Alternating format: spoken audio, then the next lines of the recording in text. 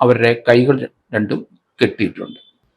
ഈ സംഭവത്തെ സംബന്ധിച്ച് തുടക്കം കഴിഞ്ഞ വെള്ളിയാഴ്ച ഈ സുമതിയുടെ വീട്ടിൽ അവർ പണിക്ക് പോയപ്പോൾ മരുമകള് ഹുൻസൂർ പോയപ്പോൾ അവരുടെ വീട്ടിൽ പകലൊരു മോഷണം നടന്നു. 4 ലക്ഷം രൂപയും ഏകദേശം 30 പവനും മോഷണം പോയി. സുമതി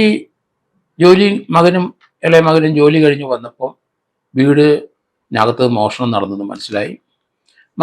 മരുമകളില്ല, മകള് ഒരു ഹുൻസൂർ പോയി കഴിഞ്ഞു.